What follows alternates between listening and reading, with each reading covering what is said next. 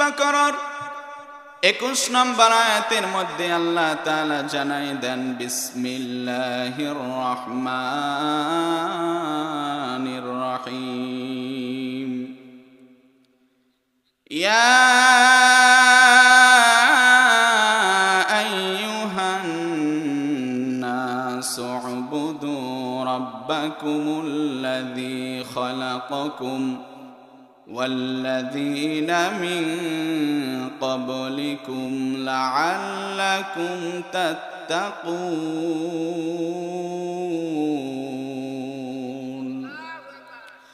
আল্লাহ রাব্বুল আলামিন জানায় দেন ও মানব সমাজ তোমরা শুনে নাও তোমাদেরকে যিনি সৃষ্টি করেছেন তোমাদের পূর্বসূরীদের যিনি সৃষ্টি করেছেন তোমরা সেই মহান রবের ইবাদত করো বলেন তো আমাদের সৃষ্টি করেছেন কে নাকি কোন দেবদেবী আমাদের রব আমাদের সৃষ্টি করেছেন আল্লাহ তাআলা সূরাতুয যারিয়াতের মধ্যে আরো স্পষ্ট করে আল্লাহ তাআলা জানায় দেন ওয়ামা খালাকাতুল জিন্না ওয়াল ইনসা ইল্লা লিয়াবুদুন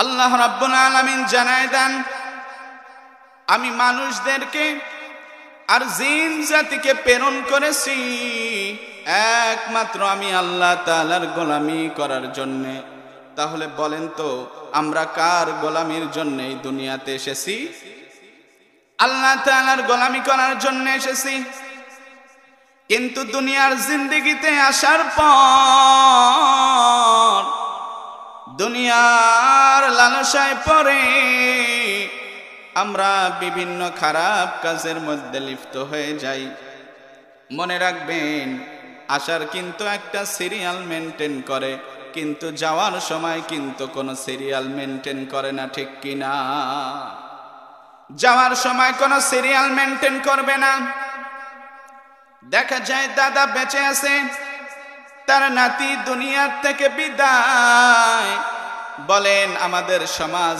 এমন মৃত্যু আমরা দেখি কি দেখি না আসার কিন্তু সিরিয়াল মেনটেন করে যাওয়ার সময় কোনো সিরিয়াল মেনটেন করবে না তাহলে আমাদের কি করতে হবে আল্লাহ তাআলা জানায় দেয় গোলাম রে আমি তোমারে দুনিয়ায় প্রেরণ করেছি আমি আল্লাহ তাআলার গোলামি করার জন্য তাহলে আল্লাহর গোলামি ব্যতীত আমরা কিন্তু আর অন্য কোনো কাজ করতে পারবো এর মানে কিন্তু এই নয় যে আমরা জমিনে কাজ করতে পারবো না যারা হালাল পন্থায় ইনকাম করে আল্লাহ তাআলা তাদের আমল নামাতেও নেকি দিতে থাকেন পড়েন সুবহানাল্লাহ ছোট্ট হায়াতের জিন্দেগিতে আসলাম আসার পরে আমাদের ভুলে গেলে চলবে না যে আমরা এই দুনিয়ার জমিনে এসেছি আল্লাহ তাআলার গোলামি করার জন্যে দুনিয়ার জমিনে আসার পরে দুনিয়ার লালসায় পরে কিন্তু আমাদের ভুলে গেলে চলবে না আপনি এলাকার দিকে তাকিয়ে দেখেন যেই ব্যক্তি সবচাইতে ধনাঢ্য ব্যক্তি যার অনেক সম্পদ রয়েছে ওই ব্যক্তি যখন দুনিয়া থেকে বিদায় হয়ে যায় আবার গ্রামের মধ্যে সবচাইতে নিম্ন মানের যে গরিব মানুষ মিসকিন মানুষ ওই মানুষটাও যদি দুনিয়া থেকে বিদায় হয়ে যায় যে ধনাঢ্য ব্যক্তি ওই ব্যক্তি যদি পুরুষ হয় তার জন্য কাফনের কাপড় হয় 3টা আর যে গরিব মানুষ ওই মানুষটাও যদি দুনিয়া থেকে বিদায় হয়ে যায় বলেন তো তারও কাফনের কাপড় ছেলে হলে কয়টা কাপড় হয় 3টা নাকি এই এলাকার নিয়মগুলি এমন যেই ব্যক্তি সবচাইতে ধনাঢ্য ব্যক্তি ওই ব্যক্তির সঙ্গে 5টা কাপড় দিবে রঙিন কাপড় দিবে বিষয়টা কি এমন না না না বিষয়টা এমন নয় রে বাবা যেই মানুষ মারা যাবে তাদেরকে কিন্তু পুরুষদের জন্য 3টি কাপড় আর যেই মহিলা যদি হয় তার জন্য কাপড় হবে 5টা কয়টা বলেন 5টা আল্লাহর রাসূল বলেন একটা মানুষ যখন দুনিয়া থেকে বিদায় হয়ে যায় ওই মানুষের সঙ্গে কবর পর্যন্ত 3টা জিনিস যায় বলেন কয়টা 3টা জিনিস যায় 1 নম্বরে যায় হলো তার আত্মীয় স্বজন 2 নম্বরে যায় তার দুনিয়ার সম্পদ, আর 3 নাম্বার যায় হলো তার সঙ্গে আমল। দুনিয়া আমরা নামাজ পড়তেছি, এই যে আমার একটা আমল, ভালো কাজ করতেছি, আমল করতেছি, ওই কবরের সাথী হবে শুধুমাত্র আমল।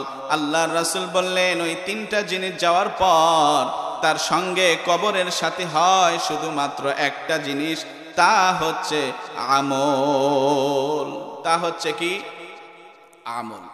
তাহলে যাদের জন্য আমি দুনিয়া ইবাদত বন্দেগী করতেছি না, মা বাবার সঙ্গেও খারাপ আচরণ করতেছি, কোরআন এবং হাদিস দিয়ে, নবীর সুন্নাহ দিয়ে আমার জীবন সাজাইতেছি না, যাদের কারণে আমি এত পরিশ্রম করতেছি, ওই মানুষটা কিন্তু একটা সময় আমার আপনার বিরুদ্ধে চলে যাবে, আমার আপনার বিরুদ্ধে চলে যাবে। আপনার সন্তান রয়েছে, আপনার সন্তানকে যদি দ্বীনি শিক্ষায় শিক্ষিত না করেন, ওই সন্তান আপনার কিন্তু বিপক্ষে কথা বলবে। পক্ষে না বিপক্ষে বলেন? বিপক্ষে বলবে। দেখেন সমাজের মধ্যে দেখবেন যে মা বাবা কত কষ্ট করে সন্তানদের লালন পালন করে, একটা পর্যায়ে সন্তান যখন বড় হয়ে যায় মা বাবাকে আলাদা করে দেয়। দেয় কি দেয় না বলেন? এই সমাজের মধ্যে আছে না নাই বলেন? কিন্তু আল্লাহ তাআলা বললেন যে ওয়াকাদা রাব্বুকা আল্লা তা'বুদু ইল্লা ইয়াহু ওয়া বিল ওয়ালিদাইনি ইহসানা। আল্লাহ তাআলা সর্বপ্রথম বললেন যে বান্দা তোমরা একমাত্র, কেবলমাত্র, শুধুমাত্র আমি আল্লাহর ইবাদত করো। কার ইবাদত বলেন? আল্লাহর ইবাদত।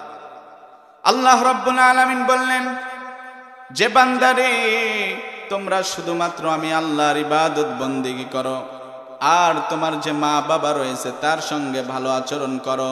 তোমার মা বাবার সঙ্গে এমন আচরণ করবে না যে আচরণের কারণে তোমার মা বাবা ও শব্দটা বলে।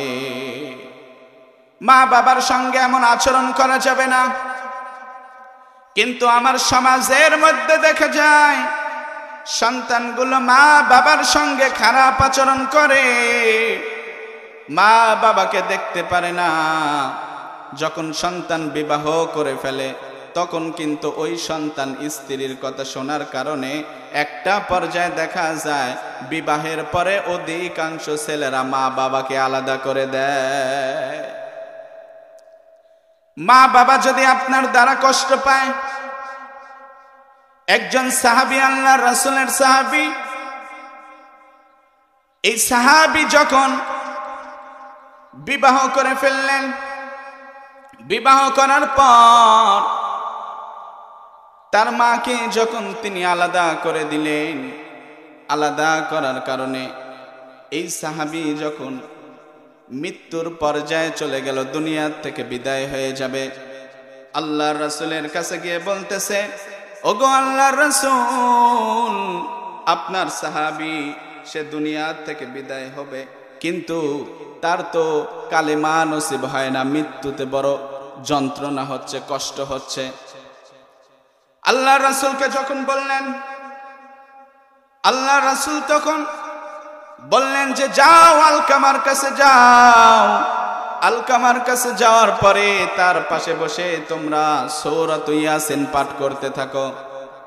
এ বন্ধু, আলকামার পাশে বসে যখন সূরাত ইয়াসিন পাঠ শুরু করে দিলেন, তাও আলকামার মৃত্যুর যন্ত্রণা কমে না। আল্লাহর রাসূলের কাছে আবার চলে আসলেন, আসার পরে বলতেছে, গো আল্লাহর রাসূল, আলকামার পাশে আমরা গিয়ে সূরাত ইয়াসিন পাঠ করলাম, তাও তো আলকামার মৃত্যুর যন্ত্রণা কমে না।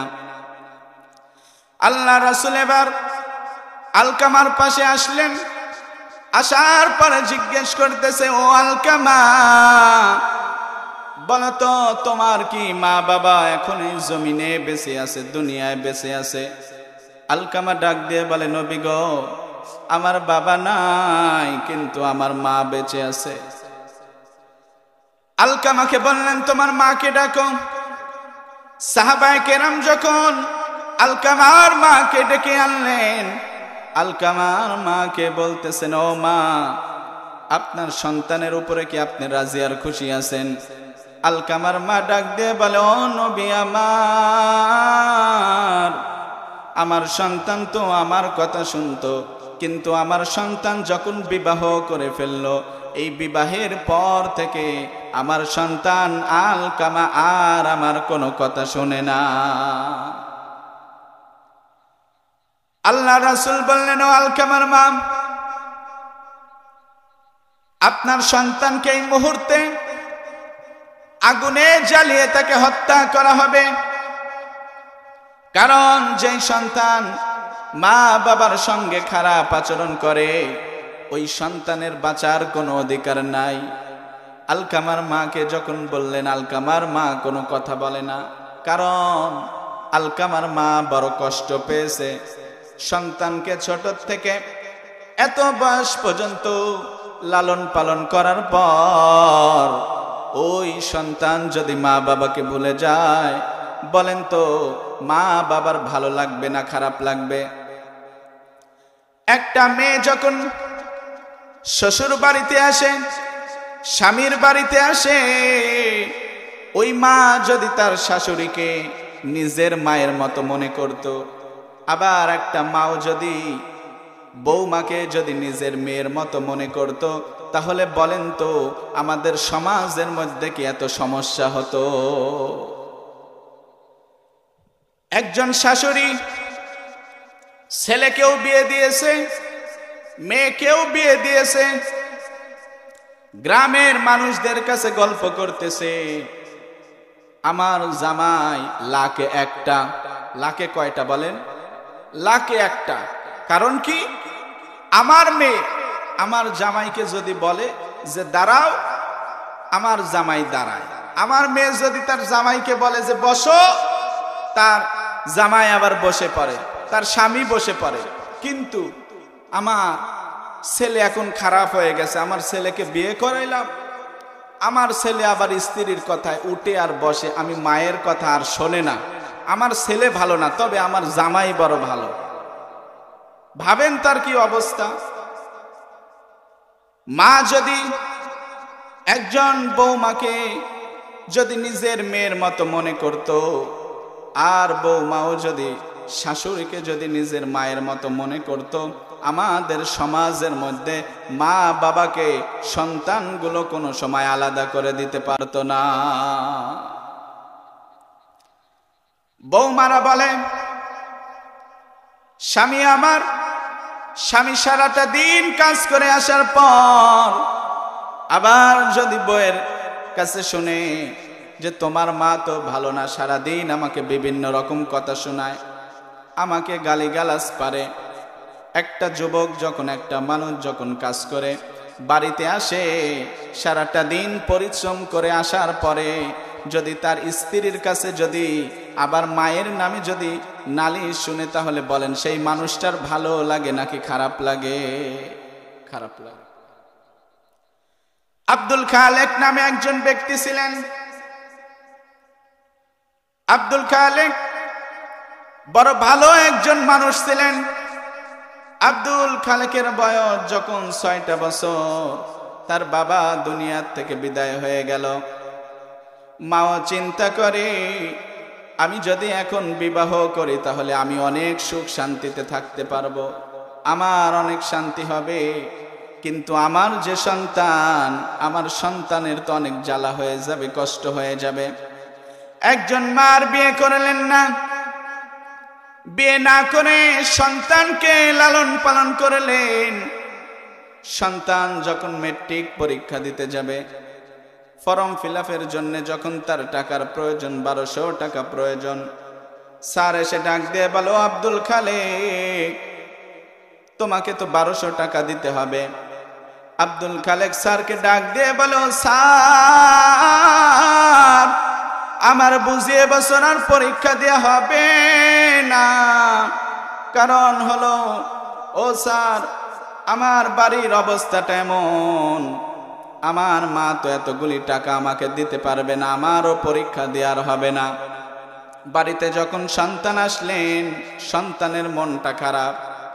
সন্তানের মন খারাপ থাকলে সর্বপ্রথম বুঝতে পারে মা। কথা বলেন ঠিক কিনা? মা বুঝতে পারার পরে সন্তানকে ডাক দিয়ে বলো, সন্তান তোমার মনটা এত খারাপ কেন সন্তান, একটু আমারে বলো। সন্তান ডাক দিয়ে বলে, মা গো আমি আর পড়তে চাই না, পরীক্ষা দিতে চাই না। মা বলে, সন্তান তোমাকে নিয়ে আমার বড় স্বপ্ন, তোমাকে আমি বড় শিক্ষিত বানাবো, তুমি কেন পড়বে না আমারে বলো। বলতেছেন, মা আমাদের বাড়ির পরিবারের যেই অবস্থা, এই মুহূর্তে তো 1200 টাকা দেওয়া সম্ভব হবে না। ও মা আমি আর পড়তে চাই না, আমি অন্য কোথাও কাজ করব, তাহলে আমরা বড় ভালো থাকতে পারবো। মা একটা মাটির ব্যাংক নিয়ে এসে সন্তানের হাতে দিয়ে বলে, সন্তান এটা ভেঙ্গে ফেলো। সন্তান ভাঙ্গার পরে দেখে সেইখানে অনেকগুলি টাকা। সন্তান মাকে বারবার জিজ্ঞেস করে, ও মা এতগুলি টাকা তুমি কোথায় পেলে? আমাদের এই অভাবের সংসারে তুমি এতগুলি টাকা কোথায় পেলে? মা ডাক দিয়ে বলে, সন্তান মাঝে মাঝেই তো দেখতে তুমি আমি যখন খাইতে বসতাম, তুমিও তোমার পাতেও ডিম থাকতো, আমার পাতেও থাকতো। এই সন্তান ওই ডিমটা তুমি খাইতে, কিন্তু আমি মা ওই ডিমটা খাইতাম না, তোমার সঙ্গে কথা বলতাম। তুমি যখন খাওয়া শেষ করে স্কুলের উদ্দেশ্যে যখন তুমি রওনা হয়ে যাও, আমি মা ওই ডিমটা উঠায় রাখি, আমি মা তো ওই ডিম খাই না। আমি এই ডিমগুলো আবার দোকানে বিক্রি করে আমি এই টাকাগুলি আস্তে আস্তে আমি এই টাকাগুলি ব্যাংকে জমিয়েছি, আজকে তোমার কাজে লেগে গেল। বাবারে আমার বড় স্বপ্ন, তোমাকে একদিন আমি বড় পর্যায়ে নিয়ে যাব। মাও বড় কষ্ট করে সন্তানকে লালন পালন করলেন। সন্তানও যখন উচ্চ শিক্ষায় শিক্ষিত হয়ে গেল, সন্তান শিক্ষিত হওয়ার পরে একজন স্যার তাকে আবার অফার দেয়, ও আব্দুল খালেক তোমাকে একটা অফার দেই, 2টা সুসংবাদ তোমারে দেই। 1 নাম্বার সুসংবাদ, আমার স্কুলেই তোমাকে চাকরি দেব, আর 2 নাম্বার সুসংবাদ, আমার মেয়ের সঙ্গেই তোমাকে বিবাহ দেব।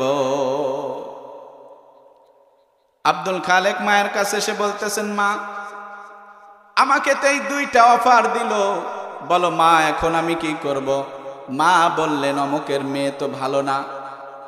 সমাজের মধ্যে যদি কোনো খারাপ মেয়ে থাকে, বলেন আমরা তাদের সম্পর্কে জানি কি জানি না? খোলামেলা যদি চলাফেরা করে, বেপরদায় যদি চলাফেরা করে, আমরা কিন্তু সেই মেয়ের সম্পর্কে জানি।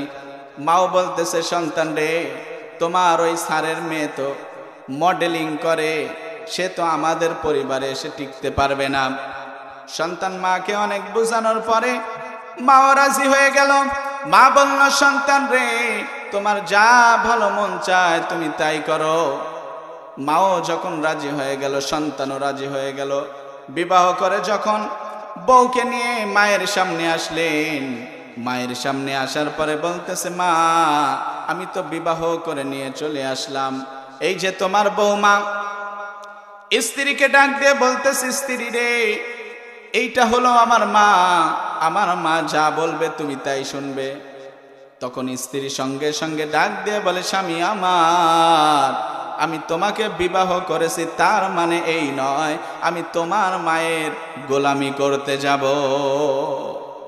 মায়ের মনটা বড় খারাপ।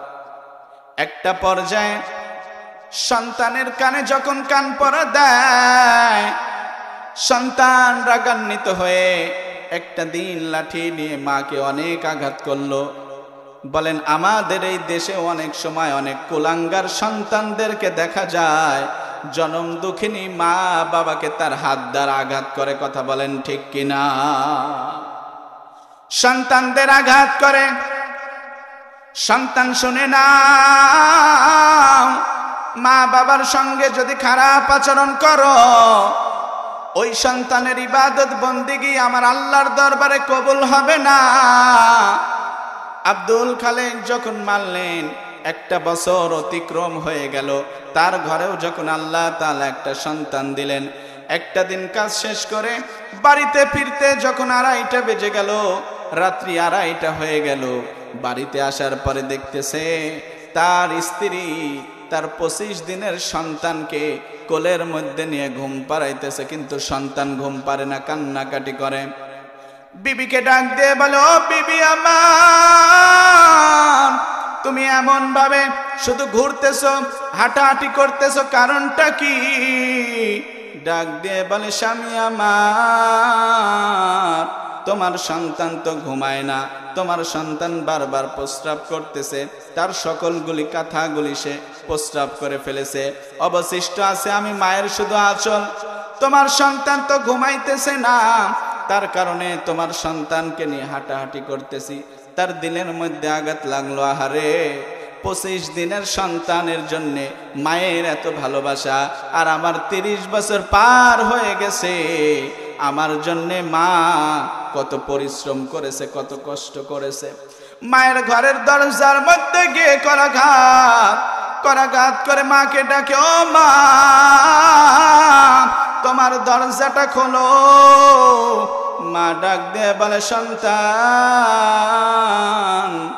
আমার শরীরে তুমি যে আমাকে আঘাত করেছো, আমার শরীরে এই দাগটা এখনো যায় নাই, এই ব্যথাটা এখনো যায় নাই।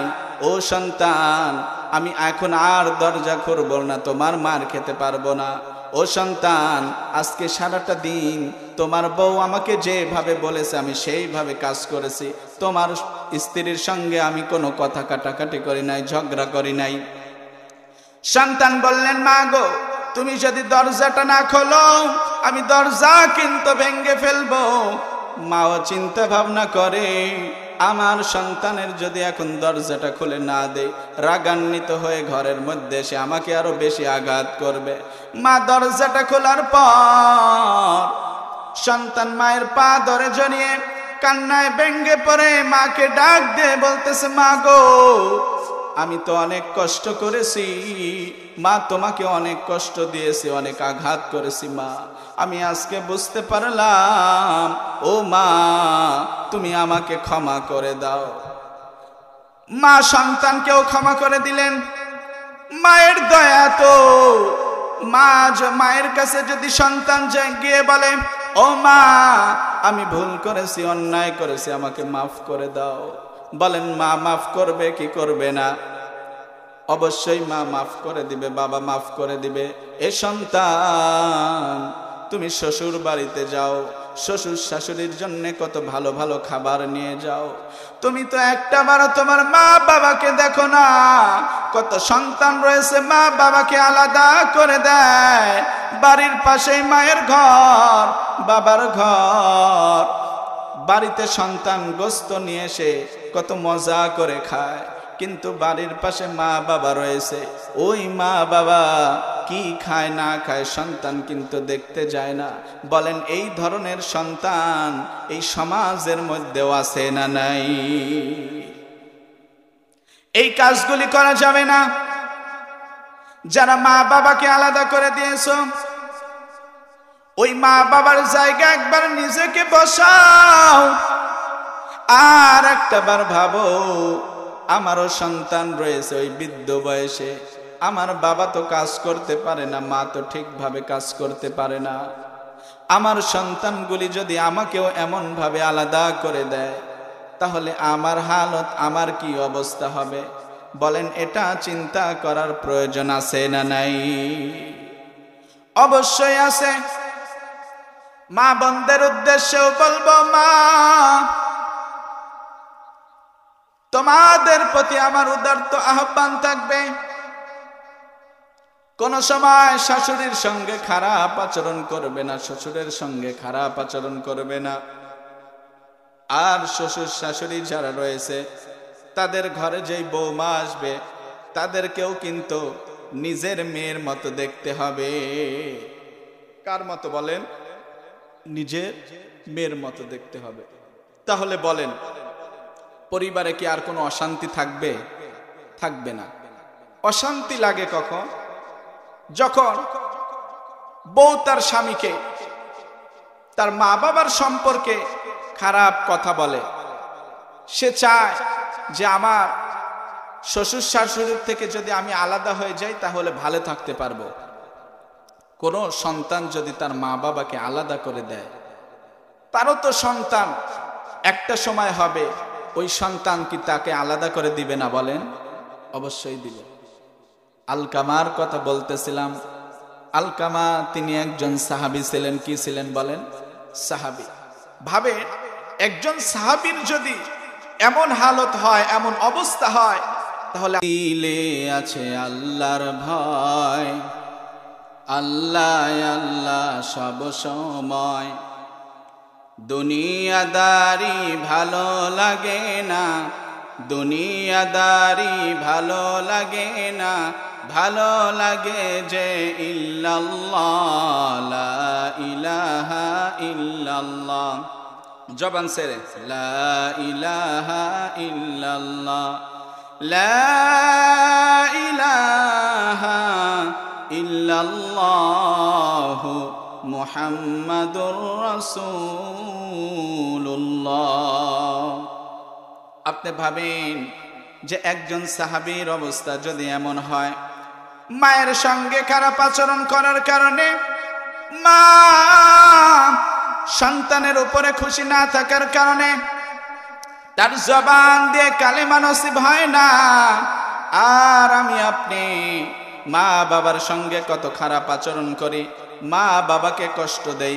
আল্লাহ তাআলা এই জন্যই বললেন যে বান্দারে, তোমার ব্যবহারের দ্বারা তোমার মা বাবা যেন কোনো সময় কষ্ট না পায়, তোমার মা বাবা যেন উফ শব্দটাও না বলে। কিন্তু আমরা কিন্তু এই আয়াতের উপরে আমল করতে পারি না। আমরা কিন্তু মা বাবাকে কথার দ্বারা এবং হাতের দ্বারা কিন্তু আমরা মা বাবাকে আঘাত করি। কথা বলেন ঠিক কিনা? এই কাজগুলি করা যাবে না। যাদের মা নাই, যাদের বাবা নাই, তারা কিন্তু বুঝে মা বাবা কত বড় একটি নিয়ামত, মা বাবা কত বড় নিয়ামত ছিল দুনিয়ার জমিনে। আমরা বুঝি না, কিন্তু যখন মা বাবা আমাদের এই জমিনে থাকবে না, তখন কিন্তু আমরা বুঝতে পারবো যে আল্লাহ তাআলা আমাদেরকে কত বড় একটি নিয়ামত দিয়েছিল। কথা বলেন ঠিক কিনা? মা বাবার ইবাদত বন্দেগী করতে হবে। কেমন ভাবে আল্লাহ তাআলার ইবাদত বন্দেগী আমরা করি? নামাজ পড়ার মাধ্যমে, আল্লাহ তাআলার হুকুম মানার মাধ্যমে। মা বাবাকেও আমরা কোনো সময় কষ্ট দিব না। মা বাবা শরিয়া মোতাবেক যা বলবে আমরা তাই মানব। কথা বলেন ঠিক কিনা? আমরা মুখে বলি যে আমরা মা বাবাকে ভালোবাসি। এখন যদি কোনো বাবা সন্তানকে বলে, সন্তান তোমাকে বললাম যাও বাজার থেকে একটু বাজার করে আনো, একটু তরি তরকারি কিনে আনো। সন্তানকে আপনি বললেন, সন্তান যদি বলে বাবারে আমি আপনাকে ভালোবাসি কিন্তু আপনার কথা মানতে রাজি না, বলেন তো বাবাকে কি মানা হলো? মানা হলো না। মানা হবে কখন? বাবা যখন যেই অর্ডার দিবে ওই অর্ডার যদি আমরা মানতে পারি, তাহলে বাবার হুকুমটা পালন করা হলো। বাবাকে ভালোবাসার আপনি পরিচয়টা দিয়ে দিলেন। কিন্তু আপনি যদি বাবার কথা না শুনেন, তাহলে আপনার দিল থেকে আপনি বাবাকে ভালোবাসলেন না। মা বাবার সঙ্গে কোনো সময় বেয়াদবি করা যাবে না। মা বাবার সঙ্গে যদি বেয়াদবি করেন, তাহলে মনে রাখবেন মা বাবা যদি আপনার জন্য বদদোয়াও করে, সঙ্গে সঙ্গে ওই বদদোয়া কবুল করে নেয় কে? জুরাইজ নাম শুনেছেন? জুরাইজ একজন আল্লাহর ওলি ছিলেন। নামাজের ভিতরে তিনার মা জুরাইজকে বললেন, ও জুরাইজ আমার জন্য একটু পানি দাও। জুরাইজ আল্লাহর ওলি নামাজের ভিতরে ভাবতেছে যে এখন তো আমি আল্লাহর ইবাদত করতেছি, ইবাদত শেষ করে তারপরে আমি আমার মাকে পানি দেব। দ্বিতীয়বার আবার মা ডাকে, কিন্তু জুরাইজ নামাজের ভিতরে মায়ের ডাকে সাড়া দিতে পারেন নাই। মাও সঙ্গে সঙ্গে বদদোয়া করে দিলেন, আল্লাহ আমার জুরাইজ আমার কথা শুনলেন না, আমার জুরাইজ যেন একজন বেশ্যা মহিলার ফিতনায় না পড়ে, সে যেন দুনিয়ার থেকে বিদায় না হয়। মা দোয়া করে দিলেন। দোয়া করার সঙ্গে সঙ্গে আল্লাহ রব্বুল আলামিন দোয়াখানা কবুল করে নিলেন। কিছুদিন পরে একটা সুন্দরী মেয়ে তার ইবাদতগারে এসে জুরাইজকে ডাকে, ও জুরাইজ, আমি তোমাকে অনেক দিন দেখেছি, আমি তোমার প্রেমে পড়ে গেছি। জুরাইজ, দেখো আমি কত সুন্দর মেয়ে, দেখো আমার চেহারাটা কত সুন্দর। জুরাইজ, আমি তোমার সঙ্গে জিনাহের মধ্যে লিপ্ত হতে চাই। জুরাইজ, তোমার সঙ্গে আমি খারাপ কাজে লিপ্ত হতে চাই। জুরাইজ বলে, ও মেয়ে, তুমি যতই সুন্দর হও না কেন, আমি আমার রবকে ভয় করি, আমি কোনো সময় খারাপ কাজের মধ্যে লিপ্ত হতে পারি না। যারা আল্লাহকে ভয় করে, যারা দিল থেকে আমার রবকে ভয় করে, ওই মানুষ কোন সময় কিন্তু খারাপ কাজে লিপ্ত হতে পারে। কিন্তু যাদের দিলের মধ্যে আল্লাহর ভয় নাই, তারা কিন্তু অনেক গুনাহের মধ্যে লিপ্ত হয়, তাদের ভিতরে কিন্তু বিন্দু মাত্র আফসোস হয় না। জুরাইজকে যখন অফারটা দিলেন, ও জুরাইজ, তোমার সঙ্গে আমি খারাপ কাজে লিপ্ত হতে চাই। জুরাইজ ডাক দিয়ে বলে, মেয়ে, আমি তো এই খারাপ কাজের মধ্যে লিপ্ত হতে পারি না, কারণ আমি তো আল্লাহকে ভয় পাই, আমার দিলের মধ্যে আমার রবের ভয় আছে। এইবার মেয়েটা যখন চলে আসলেন একজন রাখালের সঙ্গে, জিনা করার পর 6টা মাস যখন অতিক্রম হয়ে গেল, মেয়ের বিয়ে হয়নি, পেটটা একটু বড় হয়ে গেছে। এলাকার মানুষজন বলে, ও মেয়ে, তোমার তো বিবাহ হয় নাই, কিন্তু তুমি তো মনে হয় গর্ভবতী, তোমার তো মনে হয় বাচ্চা হবে, তোমার পেটটা তো উঁচা হয়ে গেছে, তোমার এই সন্তানের বাবাকে। মেয়েটাও ডাক দিয়ে বলো, এলাকার মানুষ, আমার এই সন্তানের বাবা হচ্ছে জুরাইজ। সন্তানের বাবাকে জুরাইজ। এলাকার মানুষ ভাবতেছে, যার কাছে আমরা দোয়া নিতে যাই, যে একজন আল্লাহর ওলি, ভালো মানুষ হিসাবে আমরা জানি, আর সে এই কাজগুলো করে। এইবার জুরাইজের কাছে গেলেন, জুরাইজের ইবাদতগার থেকে তাকে টেনে হেসড়ে নিচে নিয়ে আসলেন। পাহাড় থেকে নিচে নিয়ে আসার পরে এলাকার মানুষগুলি বলতেছে, জুরাইজ, তোমাকে তো আমরা জানি তুমি বড় ভালো মানুষ, কিন্তু তুমি তলে তলে এই খারাপ অপকর্ম করো, তোমাকে তো আমরা বড়ই ভালো মনে করেছিলাম। জুরাইজ ডাক দিয়ে বলে, এলাকার মানুষ, আমি কি খারাপ কাজ করেছি বলো? মেয়েকে সামনে আনার পরে বলতেছে, জুরাইজ, এই যে মেয়ের দিকে তাকাও, ওই মেয়ের গর্ভে যেই সন্তান, ওই মেয়ে বলতেছে ওই সন্তান নাকি তোমার? জুরাইজ ডাক দিয়ে বলে, না না না, এমনটা হতে পারে না। বলতেছে, জুরাইজ, তোমার কথা আমরা বিশ্বাস করি না, তোমার মতো খারাপ মানুষকে আমরা হত্যা করে ফেলবো। জুরাইজ ডাক দিয়ে বললেন, আমাকে হত্যা করে ফেলেন, কোনো সমস্যা নাই, কিন্তু শুনে নেন, আমাকে হত্যা করার আগে আমাকে একটু সময় দেন, আমি আগে 2 রাকাত নামাজ পড়তে চাই।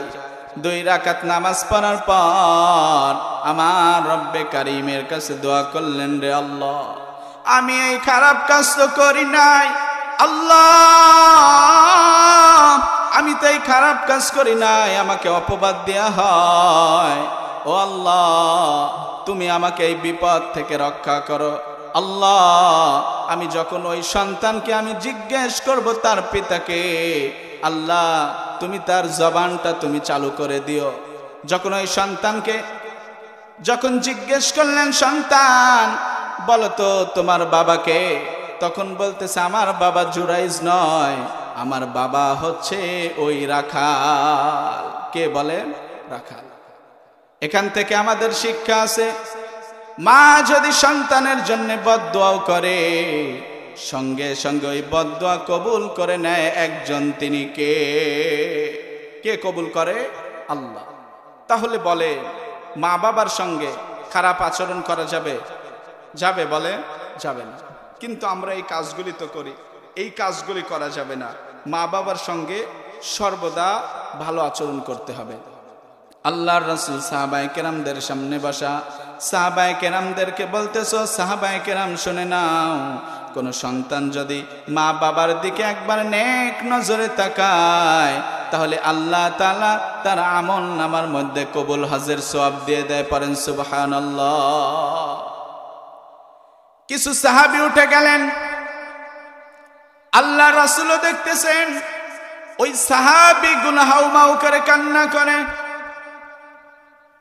ওই সাহাবী যখন কান্না করে, আল্লাহর রাসূল এসে বলতেছে, সাহাবী রে, তোমাদের আমি এত সুন্দর একটা হাদিস বললাম, আর তোমরা কান্না করো কেন? সাহাবীরা ডাক দিয়ে বলে, নবী আমার, আপনি যদি এই কথাটার কিছুদিন আগে বলতেন, তাহলে আমরাও তো এই সওয়াবে নিতে পারতাম। আমার মা কিছুদিন আগে দুনিয়া থেকে বিদায় হয়ে গেছে। আল্লাহ রাসূল কাঁদে।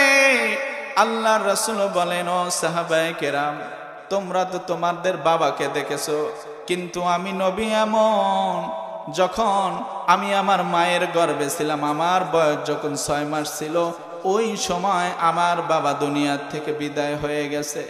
তোমরা বাবার চেহারা দেখছো, কিন্তু আমি তো বাবার চেহারাও দেখি নাই। আমার বয়সটাও যখন 6 বছর হয়েছে, আমার মাও দুনিয়া থেকে বিদায় হয়ে গেছে। একটা মানুষ যখন হজে যায়, ওই মানুষ কিন্তু বলতে পারে না যে আমার হজ কবুল হয়েছে। বলেন, বলতে পারে কি? বলতে পারে না যে আমার হজ কবুল হয়েছে কিনা।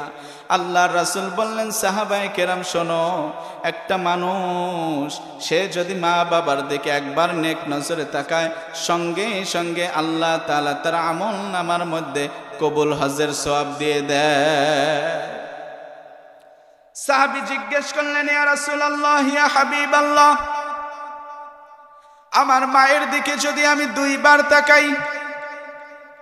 আল্লাহ রাসূল বললেন, তোমার মায়ের দিকে যদি তুমি 2 বার তাকাও, তাহলে 2 বার কবুল হজের সওয়াব তোমার আমল নামায় দিয়ে দেয়া হবে।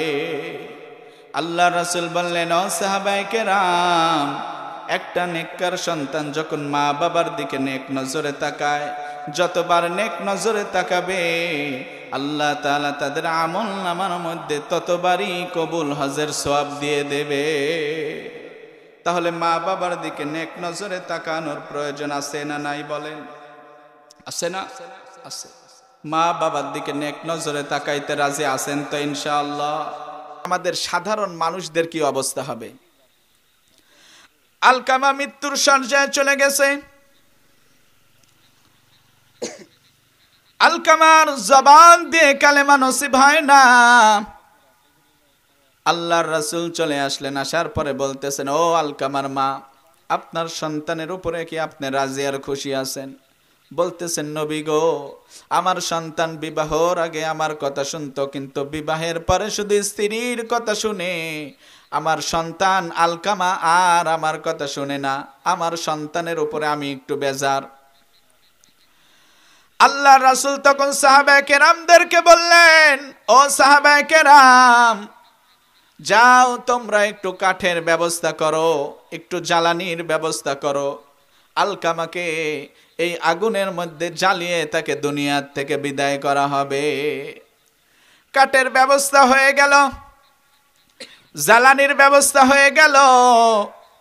ব্যবস্থা হওয়ার পর আলকামার মা দূর থেকে দেখতেছে, যখন আগুনটা জ্বালিয়ে দিবে, আলকামার মা দৌড়ে নবীর কাছে এসে বলতেছে, নবী গো, আমার সন্তানকে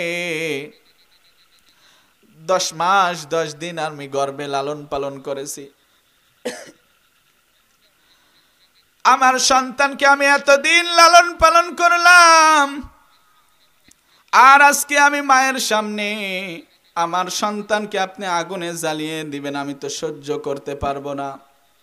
ও নবী আমার সন্তানকে আমি মা এই মুহূর্তে মাফ করে দিলাম। একটু জিকির করি, লা ইলাহা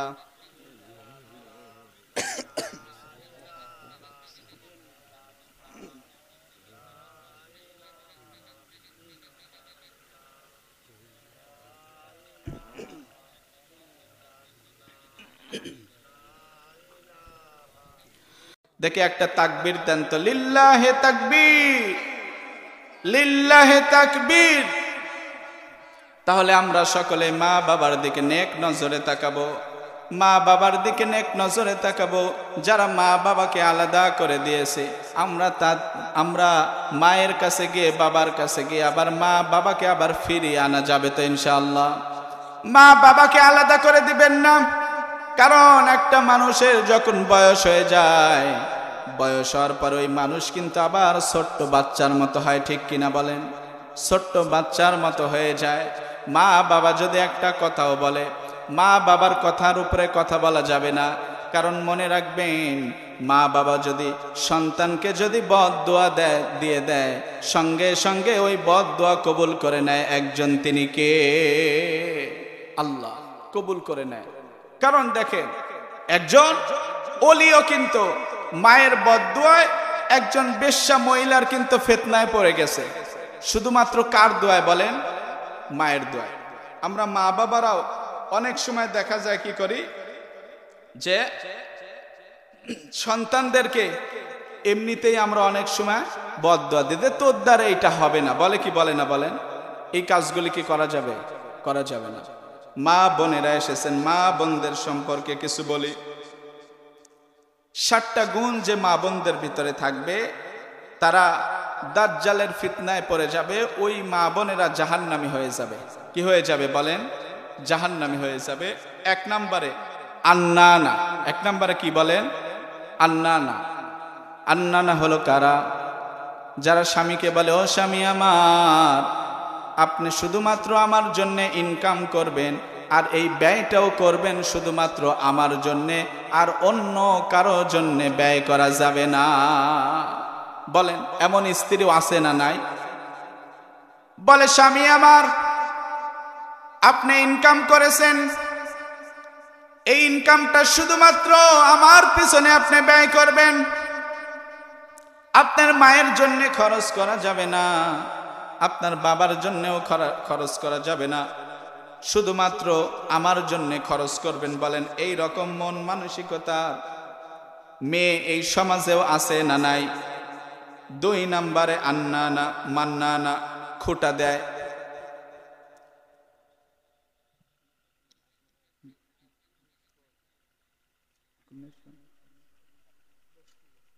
ঠিক আছে। 2 নম্বরে মান্নানা, খুঁটা দেয়। কি দেয়? খোটা দেয়। বলেন, খোটা দেয়া মেয়ে এ সমাজেও আছে না নাই? আছে। স্বামীকে ছোটখাটো বিষয় নিয়ে খোটা দেয়, স্বামীর সঙ্গে খারাপ আচরণ করে, আছে না নাই? বলেন, আছে। আছে হান্নানা, স্বামীর খেদমত করে না। স্বামী কাজ করে আসার পরে যদি স্ত্রীকে বলে, স্ত্রী রে আমাকে একটু পানি দাও, স্ত্রীও আছে যে ওখানে পানি আছে, ঢেলে খাও, আছে না নাই? আছে না? আছে। স্বামীর খেদমত করতে চায় না। বলে, আমি কি তোমার গোলাম যে আমি তোমার এত সেবা করব? সমাজের মধ্যে এই রকম মহিলা আছে না নাই? বলেন, আছে। আল্লাহর রাসূল বললেন, আল্লাহর পরে যদি আল্লাহ তাআলা কোনো মানুষকে যদি সেজদার কথা বলতেন, তাহলে আল্লাহ তাআলা মেয়েদেরকে বলতেন যে তোমরা তোমার স্বামীকে সিজদা দাও। কিন্তু আল্লাহ ব্যতীত কাউকে কি আর সিজদা দেয়া যায়? বলেন, আল্লাহ তাআলা ব্যতীত অন্য কাউকে সিজদা দিলে সেটা শিরক হয়ে যায়। কি হয়ে যায়? আল্লাহ তাআলা কিন্তু শিরকের গুনাহ মাফ করে না, 2টা গুনাহ মাফ করে না। কয়টা গুনাহ বলেন? 2টা। 1, আল্লাহর সঙ্গে যদি কাউকে শরীক করা হয় তাহলে আল্লাহ তাআলা মাফ করে না। দ্বিতীয়ত, যদি কোনো মানুষ অন্যের হক নষ্ট করে, আমরা তো মনে হয় অন্যের হক নষ্ট করি না, কি বলেন? করি কি করি না বলেন? কেউ যদি অন্যের হক নষ্ট করে, মনে করেন আপনি আপনার ভাইয়ের হক নষ্ট করেছেন, 1 টাকা হোক, আপনার জীবনে অনেক আমল রয়েছে, আপনার ভাই যতক্ষণ পর্যন্ত আপনাকে মাফ না করবে, আল্লাহ তাআলা কিন্তু আপনাকে জান্নাত দিবে না, আল্লাহ তাআলা মাফও করবে না। তাহলে আমাদের ছোট্ট হায়াতের জিন্দেগিতে আমরা যাই করি সর্বদা চেষ্টা করব যেন আমার দ্বারা অন্যের হক নষ্ট না হয়। এই নিয়াত করা যাবে তো ইনশাআল্লাহ? যদি আমরা অন্যের হক নষ্ট করি তাহলে আমরা ক্ষমা চেয়ে নিব, মাপ চেয়ে নিব, যে ভাই তোমার হক নষ্ট করেছি, আমাকে মাফ করে দাও। তাহলে বলেন, আমরা যদি কারো থেকে মাপ চাই, সে মাফ করবে কি করবে না? মাফ কিন্তু করবে। তাহলে কোনো সময় কিন্তু অন্যের হক নষ্ট করা যাবে না। এবং বলি যে মা বোনদের সম্পর্কে বলি, বাররকা, অনেক মা বোন আছে যে স্বামীকে ধরেও মারে, স্বামীকে ধরেও মারে। এ সমাজের মধ্যে মনে হয় নাই এরকম। স্বামীর সঙ্গে মনে হয় উঁচু গলায় কথা বলে না। হ্যাঁ, চারটা গুণ যদি কোনো মেয়েদের ভিতরে থাকে, আল্লাহ তাআলা তাদের মাফ করে তাদের জান্নাত দান করে দিবেন, সুবহানাল্লাহ। এক নাম্বার, তারা যদি ফরজ ইবাদত করে, ফরজ ইবাদত করে, নামাজ আদায় করে। দ্বিতীয়ত, রমজান মাসে রোজা রাখে। তৃতীয়ত, সে যদি পর্দা করে। কি করে বলেন? পর্দা করে। আমাদের সমাজে তো খোলামেলা ভাবে আমি এত সুন্দর, আমাকে যদি ছেলে দেখে যদি একটু হাই হ্যালো না বলে তাহলে কি আমাকে মানায়? সমাজের মধ্যে আছে না নাই? আছে। যে মেয়েদের এই অবস্থা হবে তারা হবে জাহান্নামী। কি হবে বলেন? জাহান্নামী হয়ে যাবে। এরপরে 4 নম্বরে, যে মেয়ে স্বামীর খেদমত করবে আল্লাহ তাআলা তার জিন্দেগীর গুনাহ খাতাও মাফ করে দেবে। পড়েন সুবহানাল্লাহ। আবার এমন হওয়া যাবে না সর্বদা আমরা শুধু স্ত্রীদের থেকে আমরা খেদমত নেব, আমরা তাদের করব না, এরকম না। স্ত্রীদের কাজেও আমাদের সাহায্য করতে হবে, কি হবে না বলেন? হবে। এবং যেহেতু আলোচকও চলে আসছে, আমি শেষ করে দেব। যখন আজান হয়ে যাবে, দেখেন আমরা সকলেই কিন্তু মুসলমান। শুরুতেই বলছি যে আল্লাহ তাআলা বলেন যে ওয়ামা খালাকাতুল জিন্না ওয়াল ইনসা ইল্লা লিয়াবুদুন। আল্লাহ তাআলা বলেন যে যখন আমি আমার বান্দাদেরকে, জিনজাতিকে দুনিয়াতে পাঠাইছি শুধুমাত্র আমার গোলামি করার জন্য। কার? আল্লাহ তাআলার গোলামি করার জন্য। তাহলে এই দুনিয়ার জমিনে আসার পরে আল্লাহ তাআলার ইবাদত বন্দিগি করতে হবে। শয়তানের ইবাদত বন্দিগি করা যাবে? আল্লাহ বলে বান্দা নামাজ পড়ো, শয়তান বলে, ইবলিস বলে নামাজ পড়ো না। ধোঁকা দেয় কি দেয় না? দেয়। যখন আজান হয়ে যাবে তখন আমরা মসজিদে যেতে রাজি আছি তো ইনশাআল্লাহ? আজানে মুয়াজ্জিন সাহেব কি বলে আমরা অনেকেই তো জানি না। আমরা আজকে একটু জেনে যাই এবং আমরা সকলেই নিয়াত করব, আজানের পরে দুনিয়ার সকল কাজগুলি বাদ দিয়ে আমরা কোথায় যাব? মসজিদে। কোথায়? মুয়াজ্জিন সাহেব কত সুন্দর করে বলে না, আল্লাহু আকবার, আল্লাহু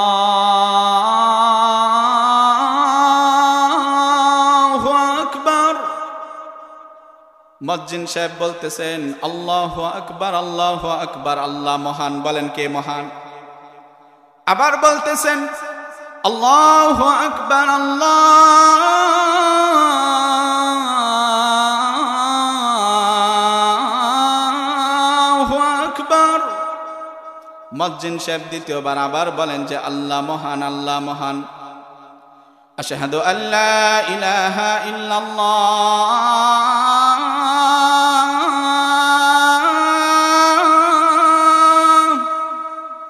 আল্লাহ ছাড়া কোনো মাবুদ নাই। আশহাদু আল্লা ইলাহা ইল্লাল্লাহ,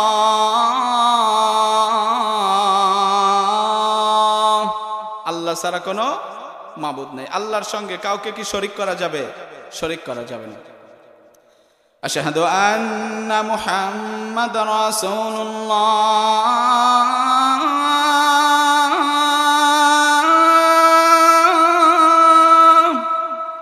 আমি সাক্ষ্য দিচ্ছি যে হযরত মুহাম্মদ সাল্লাল্লাহু আলাইহি ওয়াসাল্লাম আল্লাহ তাআলার কি প্রেরিত রাসূল।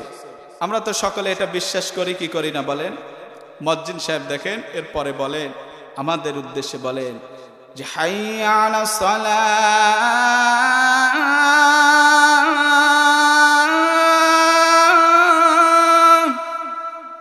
তোমরা সবাই নামাজের জন্য আসো। কিসের জন্য বলেন? নামাজের জন্য আসো। তোমরা যদি নামাজে আসো তাহলে কি হবে? হাইয়া আলাল ফালাহ,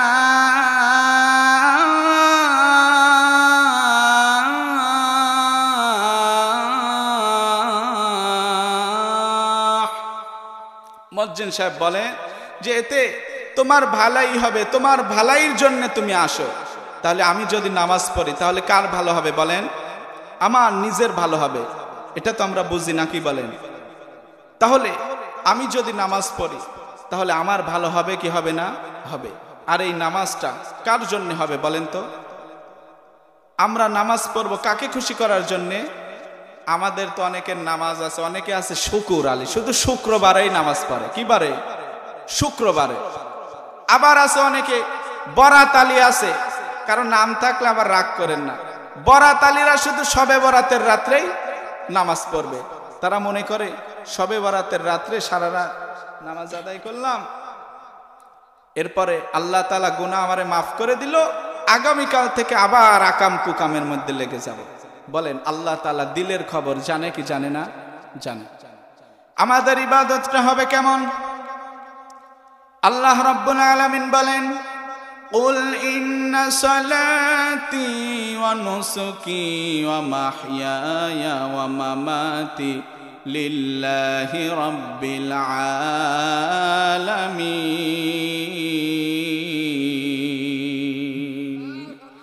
আল্লাহ তাআলা বলে, বান্দারে তোমার জীবনের নামাজ, তোমার জীবনের রোজা, তোমার জীবনের হজ কুরবানি, ও বান্দা তোমার জীবনের যত ভালো কাজ করবে সকল ভালো কাজ করতে হবে আমি আল্লাহকে খুশি করার জন্যে।